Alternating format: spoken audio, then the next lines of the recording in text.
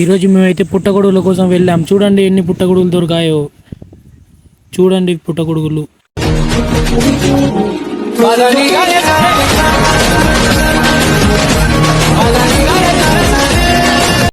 అడవిలో పెరిగే తెల్లని పుట్టగొడుగులు చూస్తే ఎంతో మందికి చాలా భయం వేస్తుంది. కానీ ఆదివాసులు మాత్రం వీటిని ఎన్నో తరాలుగా ఆహారంగా తీసుకున్నారు. ఎందుకో తెలుసా? చివరి వరకు చూడండి.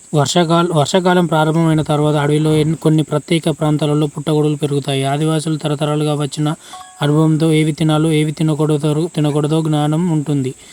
అందుకే వారు జాగ్రత్తగా ఎంపిక చేసుకొని మాత్రమే సేకరిస్తారు. తినదగిన పుట్టగొడుగులో ప్రోటీన్, ఫైబర్, బి విటమిన్లు మరియు కొన్ని ఖనిజాలు మంచి మూలంగా ఉంటాయి.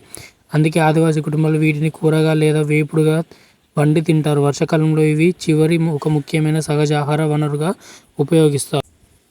అయితే ఒక విషయం గుర్తుంచుకోండి, అడవిలో కనిపించే ప్రతి పుట్టగొడుగు తినడానికి సురక్షితం కాదు.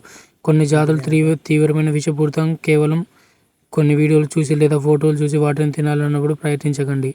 అనుభవం ఉన్న స్థానికులు సలహా లేకుండా అడవి పుట్టగొడుగులను తినడం ప్రమాదకరం. ఇలాంటి ఆదిమానవుల జీవన విధానం, అడవుల ఆహారం, అరుదైన రహస్యాల గురించి మరికొన్ని వీడియోలు చూడాలంటే మన ఛానల్ని సబ్స్క్రైబ్ చేసుకోండి. ఈ వీడియో నచ్చితే లైక్ చేయండి, మీ ఫ్రెండ్స్తో షేర్ చేయండి. ఈ వీడియో కింద కామెంట్ చేయండి కూర ఎలా వండామో కావాలంటే కామెంట్ చేయండి. దీని గురించి మరిన్ని పూర్తి వివరాలు కావాలన్నా కూడా వీడియోని సబ్స్క్రైబ్ చేసుకొని కామెంట్ చేయండి. పుట్టగొడుగులు మీ విలేజ్లో ఏమంటారు? మీ విలేజ్లో పుట్టగొడుగులు దొరుకుతాయో లేదో కూడా చెప్పండి. ప్లీజ్ అంటే వీడియోని అయితే సబ్స్క్రైబ్ చేసుకోండి. పుట్టగొడుగులు చూశారు కదా, మీకోసం చాలా దట్టమైన అడవికి వెళ్ళాం. ధన్యవాదాలు.